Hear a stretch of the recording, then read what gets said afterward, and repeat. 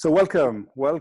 This evening we have the pleasure of introducing you to Jenna Nicholas. I am Daniel Juran from EBVF. Jenna is one of the speakers from the main international event we're going to enjoy, where we're going to be rethinking governance, rethinking all the different aspects of governance that will allow to hopefully have ethical business build the future.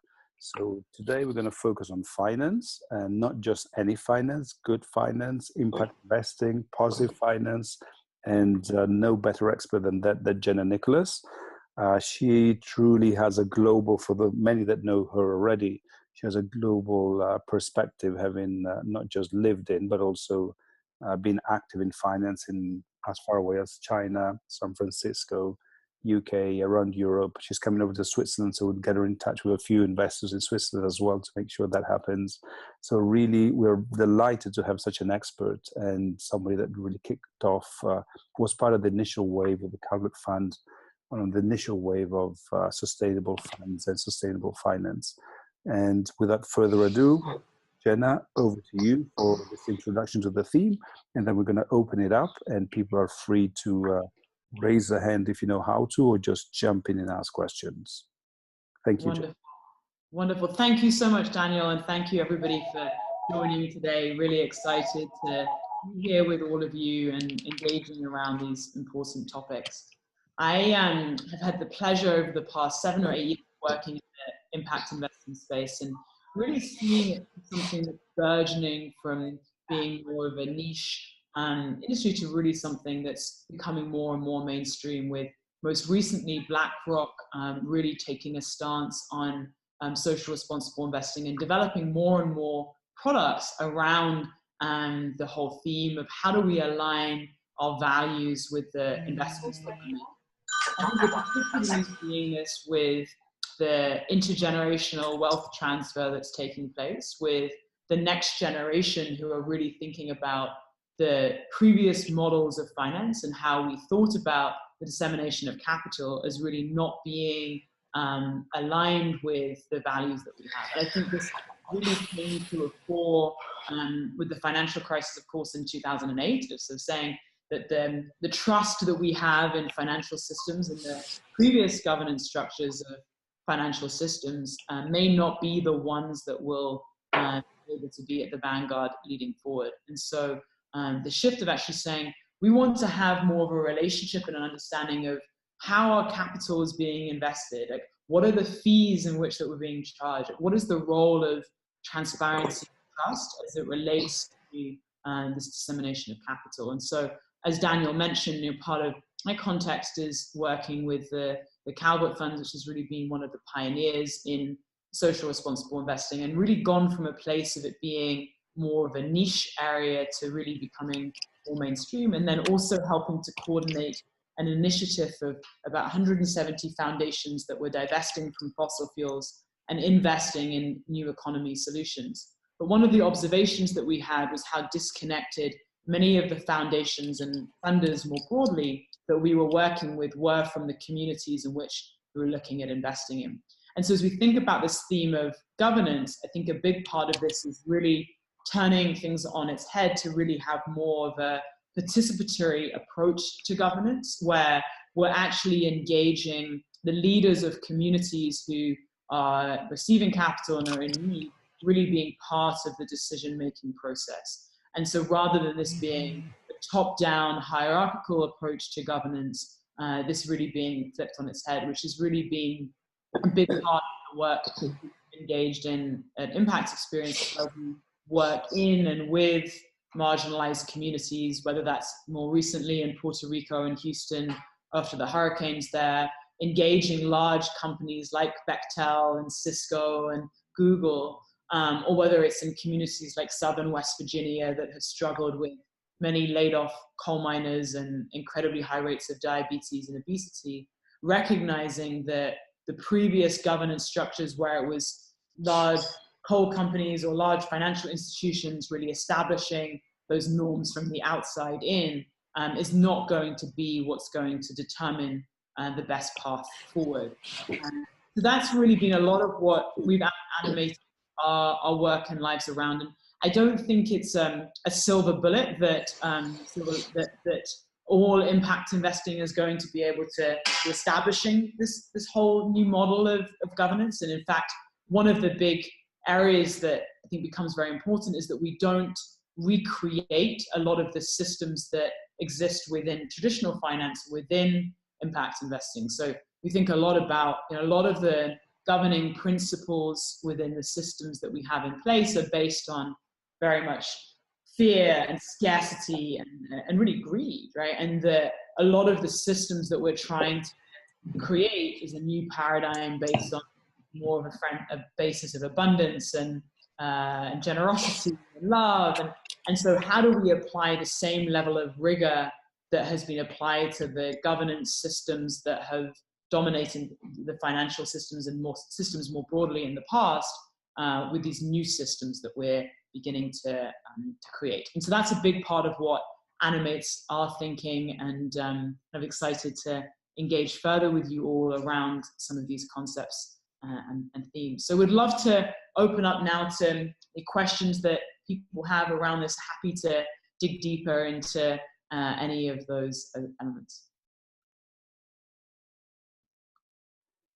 I wonder if there's some market leaders, some leaders that are showing a way forwards.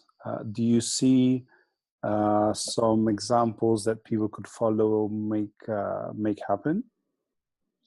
Yeah, I think there's some market leaders in terms of organizations. So I think actually the Ford Foundation, for example, is a really powerful example. They made an announcement about a year and a half ago of $1 billion commitment to impact investing, and particularly with a social justice lens.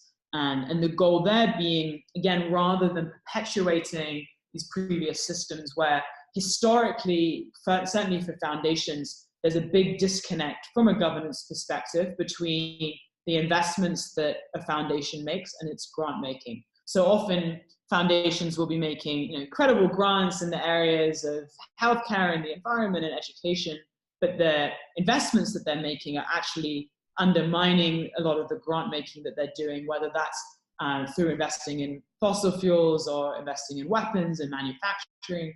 And so that's part of actually this coalition of foundations with the Divest Invest philanthropy movement, where they're really looking at how are we aligning the investments that foundations are making with the grant making. I think that's one aspect of that movement.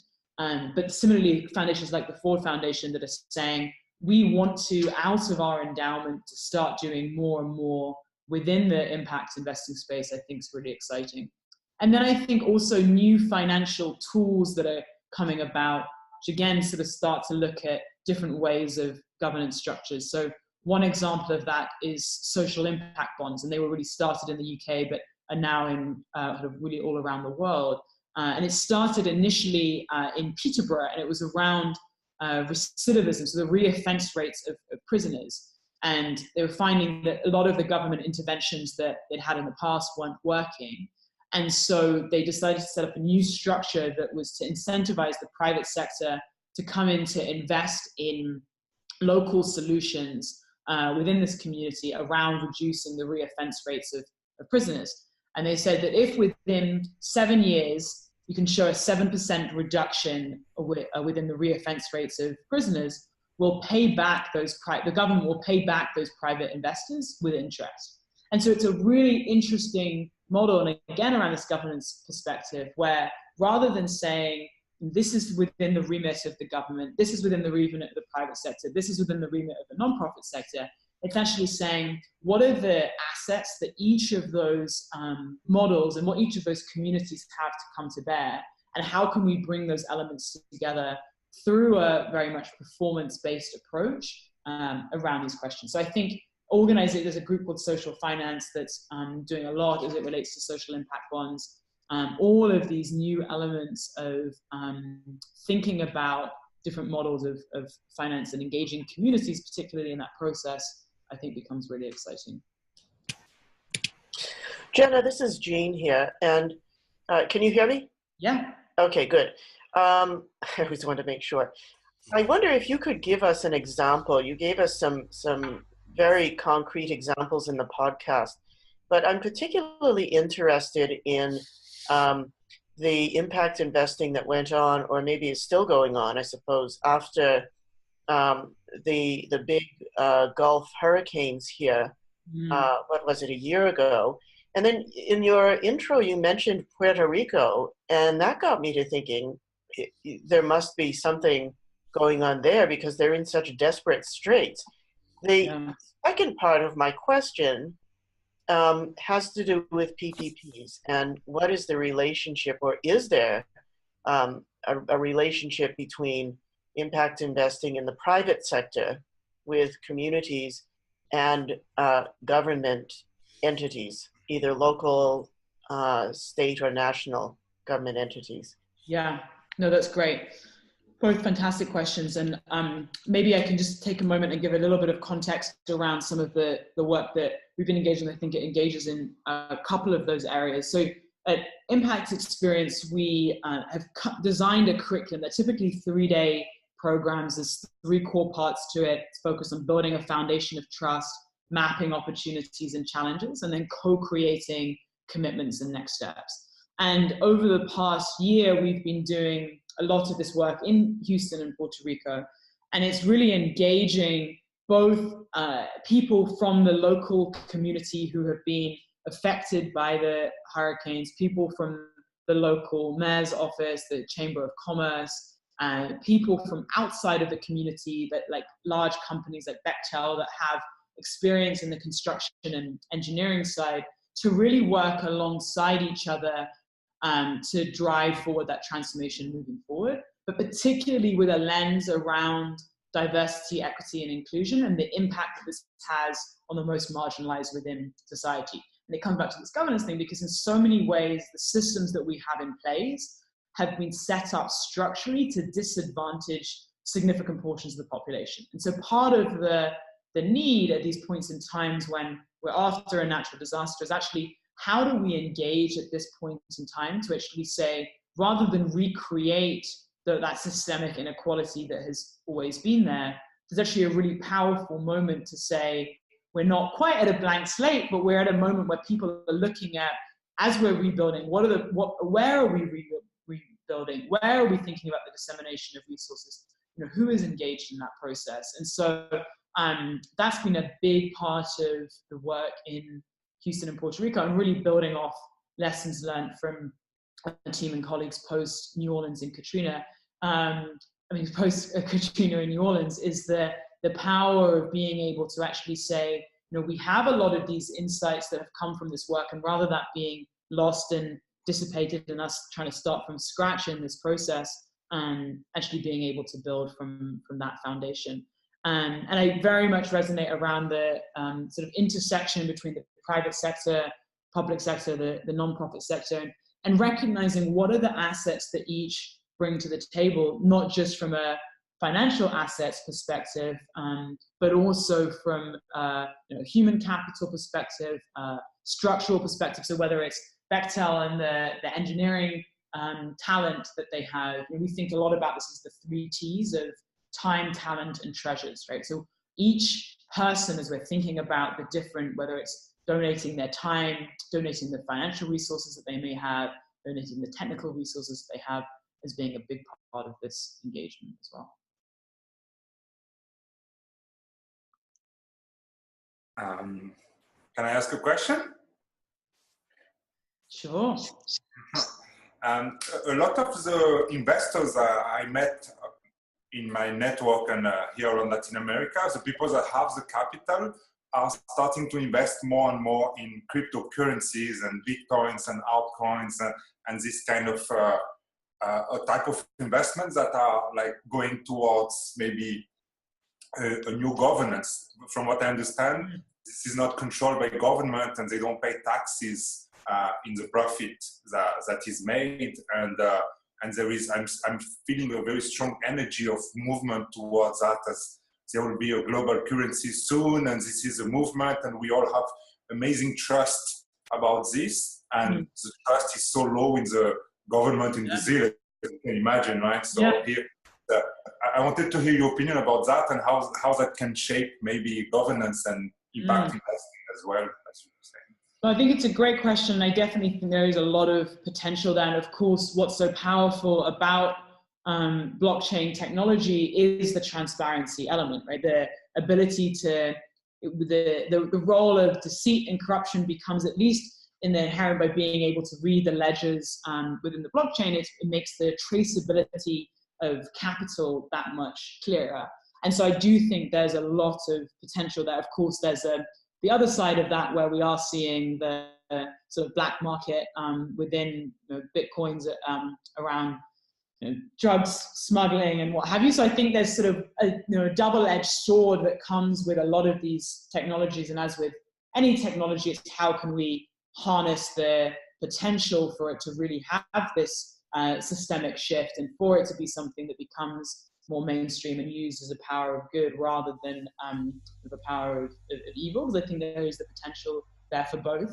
I think there are some really interesting examples from a social impact perspective at a local level. So I was just seeing yesterday, actually, the city of Berkeley have issued initial coin offering around affordable housing, and they're using it actually as a way of being able to perpetuate a number of initiatives within the community. I think the City of London is exploring some similar things right now as well. And so I think that the interesting element will be at an institutional level, as both governments and companies and banks even begin to look at the impact that this has and how they can actually institutionalize it. Of course, we've seen a lot of the banks sort of try to reject it and sort of stay far away, but I think it will be interesting over the coming years, particularly as the pace of change around blockchain and the developments is happening on a daily basis. I was just at an event at the UN actually that was all about the UN Sustainable Development Goals and what can be done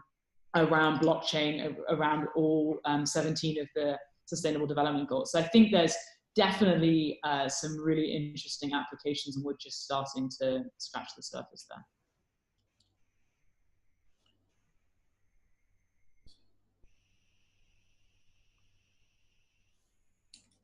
Other thoughts or questions, or I can keep talking.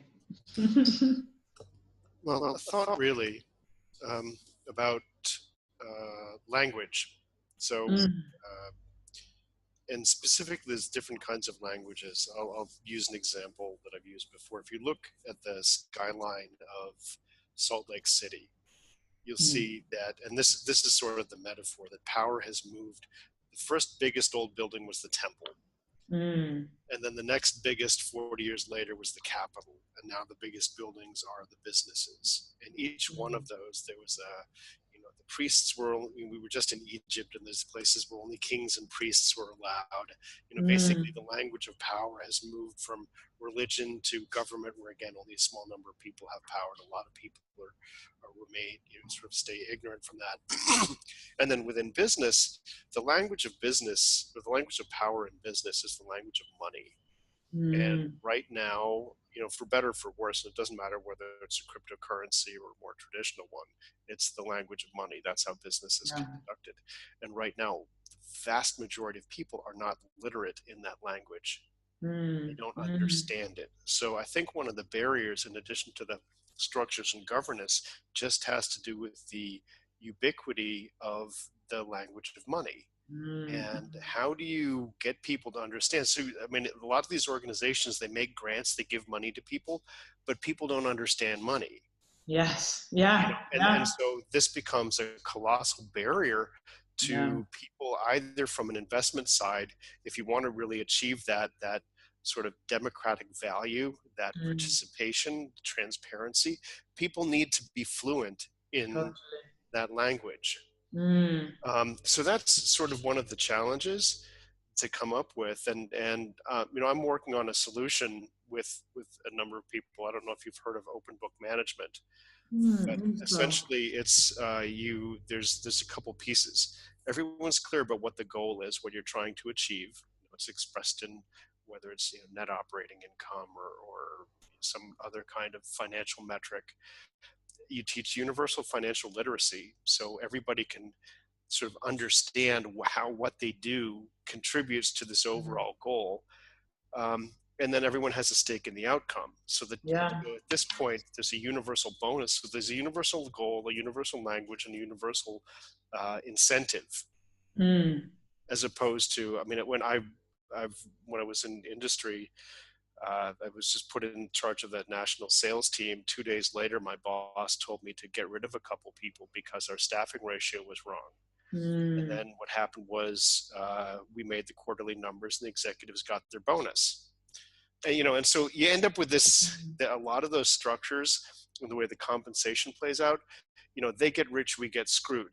But you have the universal language. One is, if everybody can see what's going on and they understand it, that kind of behavior doesn't happen. But then everyone also has the opportunity to benefit from participating in it, from, you know, contributing toward the creation of that value. But it really comes down to having people share a language. And right now, the problem with finance language is it's an abstract. Right. But that can change. It really comes down to, what do you believe about people? So I was kind of curious, is what do you run into in the work you're doing, which is just inspiring and fascinating, about this question of working with the people who were affected by hurricanes or whatever else, so they can understand, if they get a grant, if they get an investment money, what do they do with it? It's not just to be spent, you know. It's how do you educate people to know what to do? Yeah. No, it's great question. Sorry, I want to add something on this, because from my perspective, in impact investment, you have this language problem, which is double, because for one part, people don't know about the money and this language, and also the language about impact, it's not very clear. We don't have a clear system about how to measure impact, or how to translate impact into the language of business and stuff like that. And I think this makes it more complicated. Because some parts of the impacts, they are like long-term or not easy to translate in money language, for example. Sure. Yeah, so I think a few things on that. I think one thing is also, and what you were referring to around, even just James, around this language of power. So I think about this even around the word disadvantaged communities, right? So if we were to disentangle even that word, it's like, what has been the process through which that they have become disadvantaged, right? There's an agency in that process. And I think what so often happens with the language that we use around investing in finance is that we forget the humans and the stories and the narratives that are around that, and it's sort of cloaked in this so often abstruse language. And I think sometimes they're also, you know, having been to business school and come out where you realize that people will use words as a way of trying to make things often more complicated than they really are, and that actually it's a much simpler process, where I think the power of this financial literacy, I think that financial literacy both applies to community leaders and members in places like Houston and Puerto Rico, but I think it's also it's just more broadly when people are first learning finance. I think this is a lot of the work that we're engaged in is around,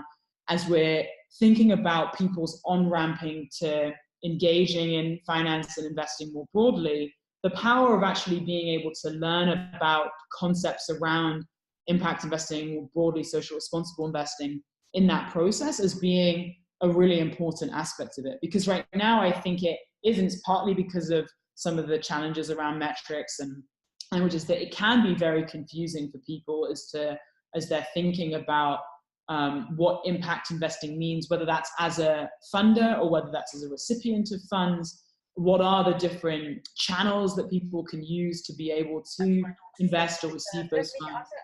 What are the power dynamics in that? It becomes a really important kind of aspect of all this. And so I think that's something that becomes a really important element to really think about what is that educational process and how is that truly being engaged from a place that's grounded in a true understanding and a respect for the human dignity of the people that are being engaged in that process. So I think there are initiatives around the measurement side that are helpful. That so the Global Impact Investing Network have done some work in terms of establishing a set of metrics, but in terms of democratizing metrics, and as we think about the governance structures around that, like who is it that has the ability to be the arbiter of the foundation of these types of metrics, I think becomes a really important element. And again, shifting those power dynamics so it's not the investors themselves that are necessarily always determining what those metrics should be or what the language should even be, but that actually coming from the communities themselves. Yeah, because the folks I'm working with, they've coached over 400 companies in open book management, including a lot of small ones, but also other things like Southwest Airlines, Harley Davidson. And one of the ones that's more interesting right now is just starting up is KKR, Kohlberg Kravitz Roberts. Yeah. And so you think of this spectrum, you don't normally think of them as a sort of a socially responsible, friendly company. They are the barbarians at the gates, and yet they're launching this initiative into participative, transparent, democratic financial management of the company, which is really interesting. But the fascinating ones I find are like the manufacturing companies, the engineering companies, the landscaping companies, because these are filled with people who never went to business school, probably never went to college, and yet they are fully capable of understanding. So, it's easy to think if you've been to an elite business school that somehow or other you're privileged in your knowledge or ability to think something through. But that when you look at what's actually happening, that's not remotely true. I mean, that the idea that other people can't handle basics of finance, no, it's false. And then you see it play out again and again of people who, it's not just how they participate at work, but what they do with the knowledge and they bring it home. They don't carry debt. They pay off their mortgage. They're able to, live differently because of that level of understanding. So I think they've got certainly the investment side, but there's definitely got to be this grassroots capacity that's nurtured. Totally, and that's a big part of the work. And I think it is. I mean, often it's the people in the communities can be smarter as it comes to principles of like, how do you actually build a business? How do you think about financial management than people who are working in offices in New York or London or what have you. And so I think this recalibration of where should power lie, I think is a big part of this, and actually engaging really around those power dynamics. And we start all of the gatherings that we have with a series of trust building exercises to actually recalibrate around, this isn't about those people who are coming in from outside, having all the answers and understanding all these financial concepts, and the communities have no idea. It's actually, in many ways, the other way around, right? That the wisdom lies within the communities and within these people, and it's more, how do we buttress and engage around that from the outside?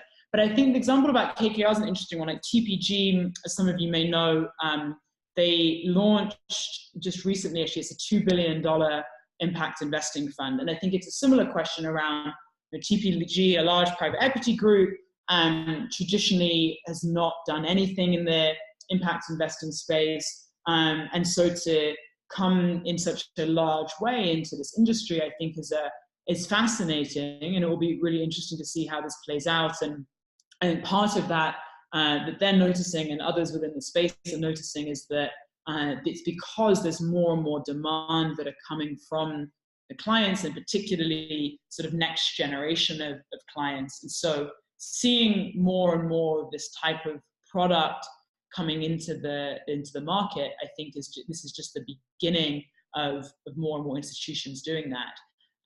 But I think it begs this question of how do we ensure that we're not just perpetuating previous norms within financial systems. So when we have these large institutional players, how are we actually creating that shift? And the question, someone asked the question earlier around the sort of shifting more capitals and structures. The ideal would be that the power of this approach around impact investing and the engaging of communities actually becomes the systemic shift within investing more broadly, so that we get to a point where we don't even need to have language around impact investing and social entrepreneurship, because it's so embedded into the concepts of investing and entrepreneurship that the need for this language becomes less. But there's still a long way for us to go before we get to that point. And the power of having these tangible examples in that process to really make that real is something that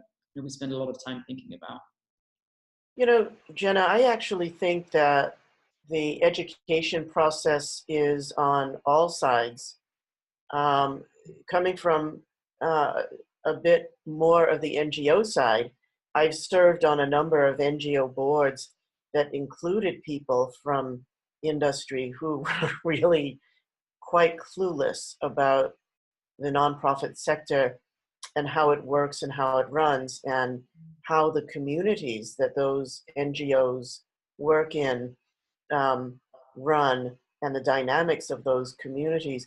The problem, I think, though, is so there's a need for an understanding of knowledge from all of the sectors involved in these equations.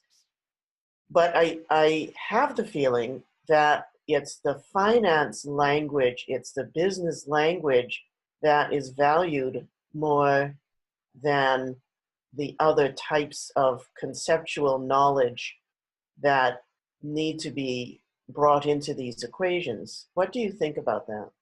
No, definitely. I very much resonate with that. And I think that's very true. And I think, I think about it even more broadly around, we do a lot of work of engaging artists and artist entrepreneurs in our work. And I think it's another asset and perspective that's highly undervalued, right? Is the lens through which artists, and I use that as another, not because artists are parallel to nonprofits, but this idea that of like thinking about groups that we may traditionally think of like, oh, isn't that nice? Isn't that nice work that nonprofit does? Or isn't that nice work that this artist does? But actually it's more than that. And it's actually the unique lens and perspective that they have in the world. And I think with a lot in the kind of Baha'i faith, I think it's not the importance of this whole frame around unity and diversity and consultation, like all of these elements, I think is because of the power that can come about when we have these diverse perspectives and diverse life experiences coming together in the room, and what's able to be unearthed through those various perspectives that can shine a light on things that when we in our bifurcated focus area, laser focus areas of finance or big business or what have you, where we don't have the possibility to be able to be exposed to those other ways of thinking about things, we miss out on so much as a result of it. And so I definitely think in particular the nonprofit perspective is sort of is seen as something as like, this is a more niche, like it's a helpful part, but it's seen as like having less rigor in many ways than some of the more institutional work, which in many cases is not the case. And that actually, many nonprofits are driving incredible impact within the community, but are not necessarily recognized or utilized in that way. So I very much agree with that. I had another question about capital and governance, in the sense that I wanted to understand what process is happening in the global market about concentration of capital, or kind of like, I see two things. I see that from one side today, if you really want to have access to capital, it's easier than ever, in the sense that, you have, I don't know, network marketing, for example. You can join a company for almost no money. And if you have a desire for that, and you grow, and you have a desire to help others, not just like make money out of them, you will have leadership, and you will actually probably become a millionaire, in a sense, if you follow this path. So there is digital marketing. If you do something really cool and you innovate, you can really make a lot of money, even if you come from a background that's not, about capital and wealth. So from one side, I see that in Brazil, for example, the number of millionaires is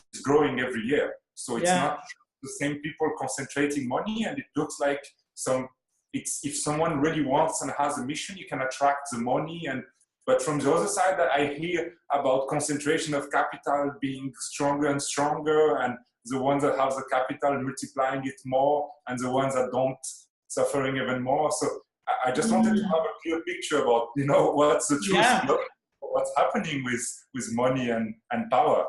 Yeah, no, I think it's a great question. And I think it's powerful to have examples like the one that you shared from Brazil. And I think, in other parts of the world, we're seeing increasing in the inequality. And I'm here now in San Francisco, and it's totally crazy to see that we're having such a wealth aggrandizement, and there's more and more opportunities for tech companies being sold, but there's also the one of the highest rates of homelessness in the area, right? And so I think that seeing that dichotomy, that's partly why we think a lot about this whole frame around proximity, is that how are we becoming more proximate to these issues, so that as we are seeing that concentration of wealth and the ability to be able to access wealth, but that's still being in the hands of the 1% as such. So I think that there's a dichotomy there of both.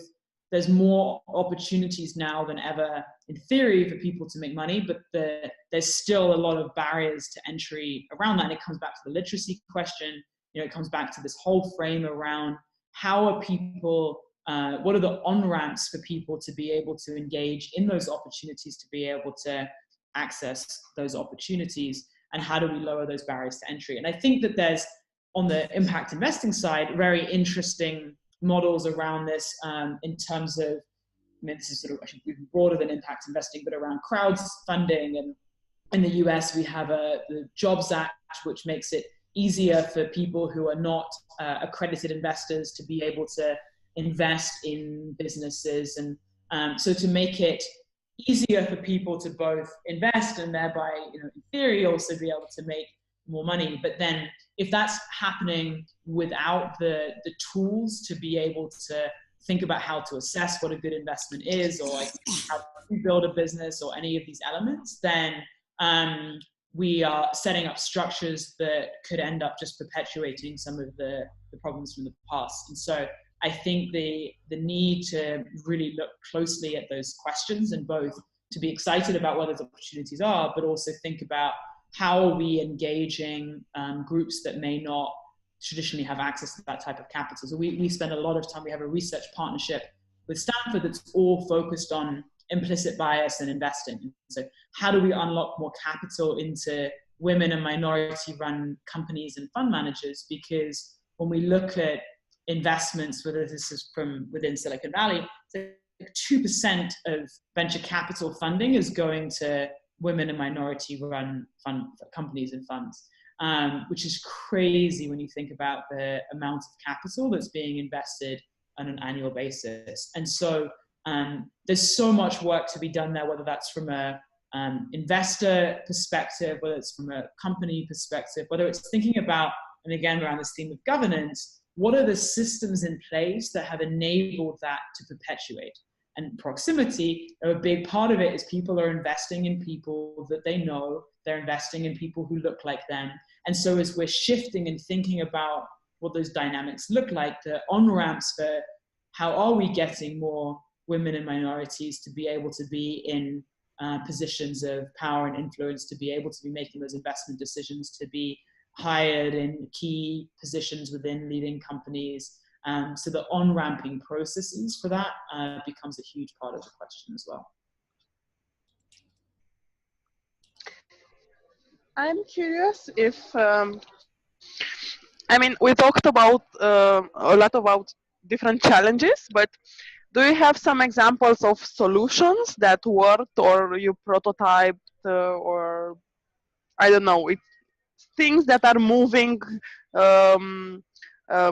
things further for a new way of governance or stuff like that? Totally, yeah, no, very much so. And spent most of my life in the area of solutions, fortunately, so I can stay optimistic. But so I think in terms of that most recent point I was talking about around women, and also the part I was starting to allude to there around these on-ramps. So as we think about what those on-ramps look like, a big part of it is, and we're seeing more and more of the accelerators and incubators that are focused primarily on women and minority-run businesses that provide those opportunities for the engagement and the sort of educational access and mentorship in that process. So I think we see it particularly on that most recent point there. I think more broadly, I mean, the whole point of our work with impact experience is actually creating the spaces for this proximity to take place. So we're seeing capital being disseminated with incorporating this lens around diversity, equity, and inclusion from a place that is more participatory. So inspired really on a daily basis around that. I think seeing the shifts of some of the examples that we've talked about, whether it's the TPG Rise Fund, the BlackRock's commitment, just in general, most banks now have social responsible divisions. So it's Goldman Sachs or JP Morgan. And again, because they're getting that demand from their clients. And so the power of actually seeing the shift that can start to take place within these institutions writ large, when they have more and more robust teams within the divisions that are making these investments. I think we see it also, and part of our work and research is around impact exit. So my colleague is on the board of Ben & Jerry's, and in Ben & Jerry's sale to Unilever, I mean, this is a fascinating one from a governance perspective.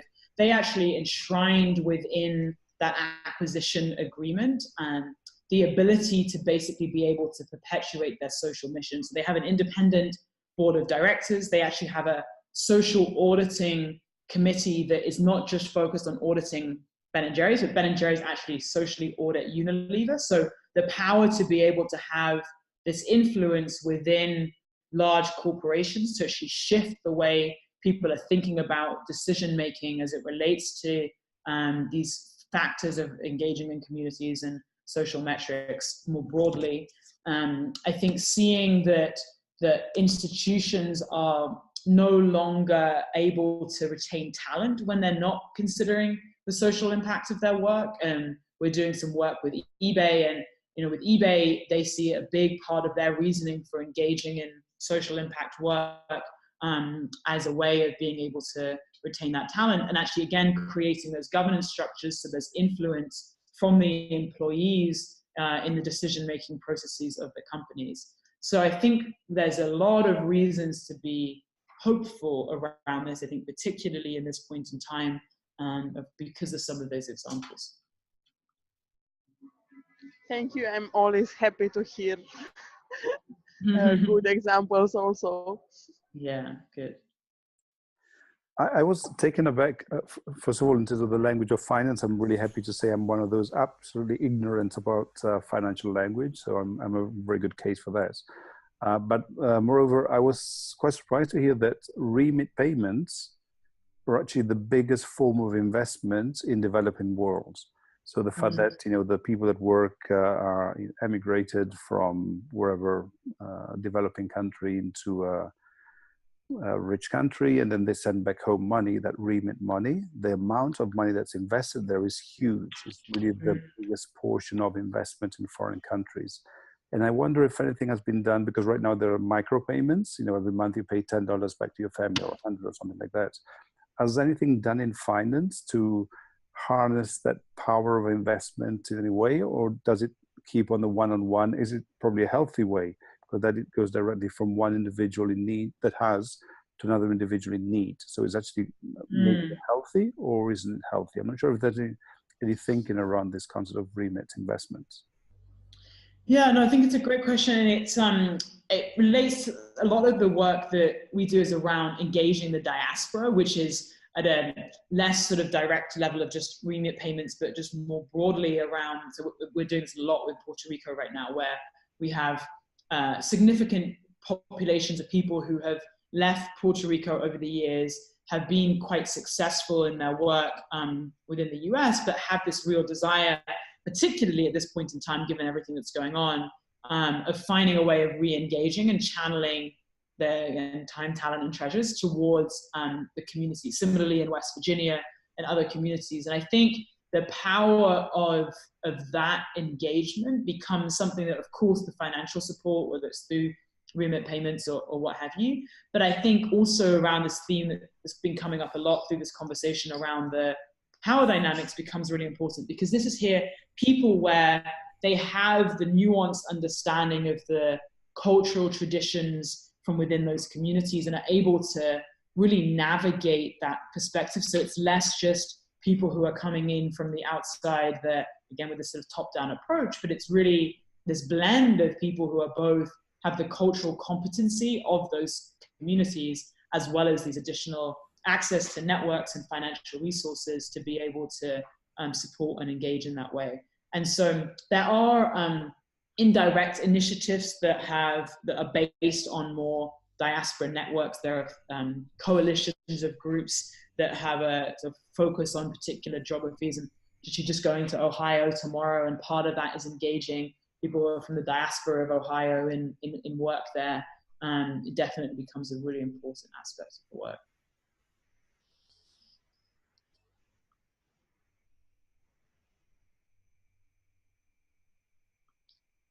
That's very interesting.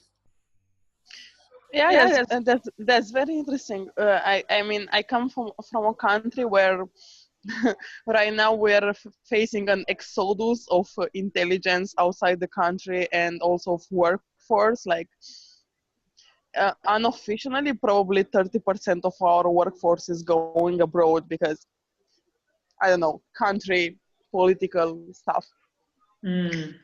And the money, they are coming back to the families and stuff, but we don't have any system or structure that can be used in order to put that money in investment or in something more specific for growing and developing. And yeah, I'm happy to hear that it's happening in other countries. I hope that it will happen in my country at some point.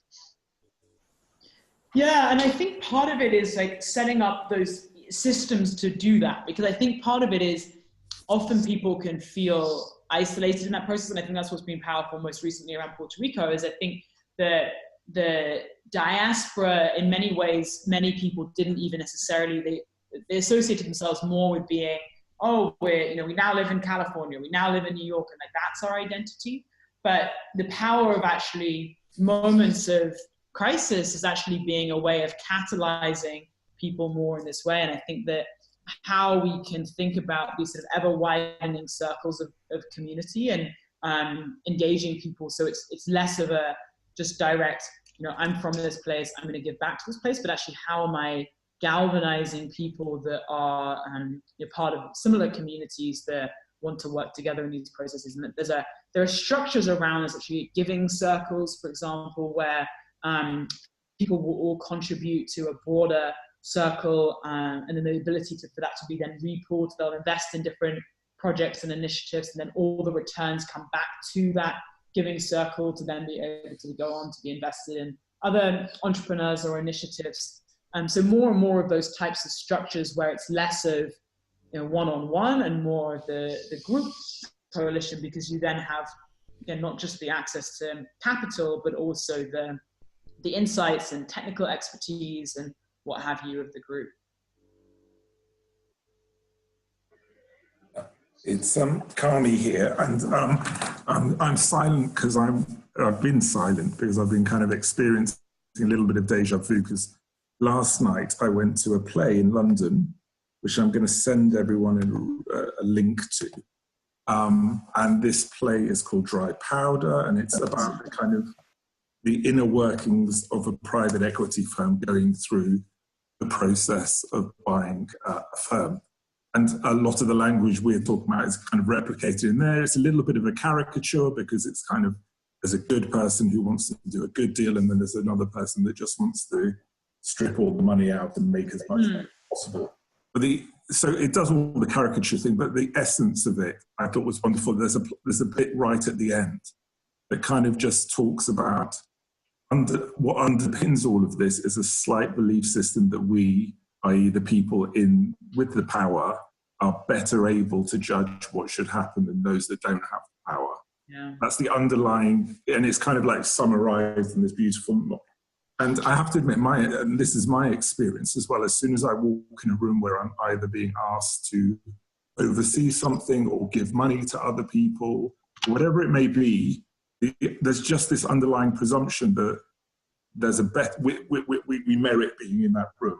Yeah. We are slightly better. For whatever reason, we're in that room, and therefore we make a judgment. And the hardest thing for me personally to do is to take it back and go, no, I have absolutely no more right in this. I may have a role of governance, but I have no better judgment as to what's the right thing to do.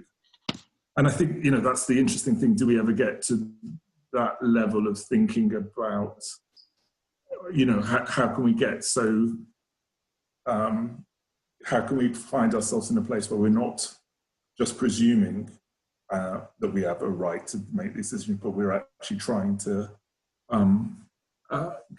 represent the views of others that aren't necessarily in the room, if that makes sense. Totally. And I haven't got an answer. I've just got an experience of finding it really, really difficult not to presume, if that makes sense. No, I love that, and I think I appreciate the thought and the question, and it's real. And I think there's actually experiment or research project that some of you may have come across. It was done at Stanford. It's called the Stanford Prison Experiment, and it's an extreme version of what you're describing, but it was done by Philip Zimbardo, and they basically told a group of people, half of whom were to be the prison guards and half of whom were told to be the prisoners. And there's actually a film that came out fairly recently about this, but basically the idea of what ended up happening within a very short period of time, and these went from being just classmates who were pretty good friends with each other to people actually taking on those roles as prison guards and prisoners, and ended up treating people actually pretty badly, and they had to call off the experiment because it was crazy how much people started to actually embody those roles, right? And that's obviously an extreme case, and it's in an experiment, but seeing in micro ways the elements with which that shows up, and the elements within which we ourselves engage in that way, right? So it's great to have this theoretical conversation about, people out there and investors and communities, but like, how are we doing that in the way in which we interact with each other, the way in which we utilize those opportunities to actually do exactly what you said, Amir, saying, like, how am I giving a voice to people who are not in this room? Or like, I just saw this incredible musician perform last week, and people were praising her afterwards, and she just kept on saying, almost like it was a mantra, I'm just a channel, right? And there was something so beautiful about witnessing the way in which, and she wasn't doing it as just to try to be humble, like it was very serious for her. And so I think whether it's that in terms of how we staying humble in the way in which we engage, or whether it's literally how are we bringing the voices of the people that are not able to be in the room, and acknowledging that, and also like calling to account these meetings where it does tend to perpetuate a lot of these former power dynamics, and also inviting those people, right? I think that it's one thing naming it. I found it just being a fascinating process. We just hosted a group of people from West Virginia at Stanford, and I think that the power of what's able to be created when you shift who's in the room and what comes about as a result of that. And so I think thinking about in both the micro and macro ways within our lives and our work, how we're both able to recognize that and then try to course correct around it. There's more of a trickle effect around that than I think we sometimes almost realize, in the sort of ripples of impact and what that can do for other people in terms of their decision-making processes as they're thinking about who they're inviting to be in the room, is pretty exciting. Fantastic. Jenna, we're closing the 1 hour. We just flew through this 1 hour together. Is there somebody that still, Christine, Anka, that you have not asked, something you would like to ask Jenna, or even better, come in May to be interacting with Jenna in Geneva at the conference, but it's something you want to say before Jenna perhaps has a closing remark to wrap it up? just want to offer an invitation. At some point, I'd like to invite you to witness or join in one of the open book meetings that we have, because everyone in the company is there. Everyone is in the room. And that way there's complete immediate transparency. So, you know, sometime between now and May, if we can find an opportunity, I'd like you to see what it's like, because you look at the values, you know, if people's behavior conforms to the expectations and limitations of the systems, then you have to restart thinking about, well, what are the characteristics of the systems? And I think this is one that you'll find a number of inspiring things about. It's great. Thank you. I like that. Okay. Anka, you unmuted. Would you like to say something or ask something? Well, I really enjoyed this this session. I was thinking, you know, that I've heard so many things, and maybe not so many, on impact investing, that and the recipients of impact investing, and it's a lot related to social entrepreneurship and to the goals of lack of poverty and so on. And I was wondering if there are organizations that leverage the resources of investors interested in impact investing in a way that looks closely to the morality of the entrepreneur. To what extent are there any, how should I say, mechanisms or agreed and seen interest in choosing, of course, such initiatives that benefit the society, vulnerable communities,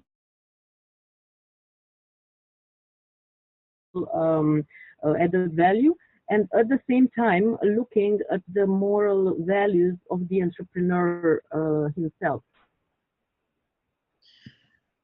No, it's a great question. And I definitely think, one, that there are some groups that do this on an individual basis, where certainly as part of the due diligence process and as they're evaluating the entrepreneurs, considering what are their values, how does that show up, how does it show up in the way in which they treat their team, treat the communities that they're working in, and how they think about the concepts of like how they balance scale and financial returns with social metrics. And so I think there are ways that people indirectly explore and engage and think about questions around morality, but not necessarily directly. And I think there's actually a really interesting potential continued engagement to really deepen that conversation and questions. I think people are just starting to scratch the surface around what that looks like. And so definitely an area of exploration.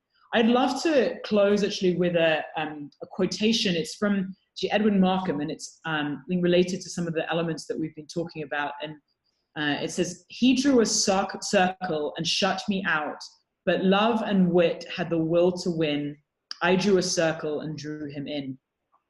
And as I think about a lot of these questions around everything we've been talking about, power and privilege and investing and the governance and the future of these systems, I think this power of how are we creating ever widening circles and how are we engaging people who are not traditionally part of the conversation is part of our call to action. And so how we can think about within our daily lives and work, how we embody some of those principles and show up in that way, I think is part of what's so exciting about this. And so appreciative of this time and looking forward to continuing the conversation in May. And just thank you so much for all of your thoughts and questions. Warmest thanks. Thank you very much to all of you. This intercontinental call with people from literally all over the world joining. Jenna, really look forward to see you in Geneva. Thank you, everybody. Bye for now.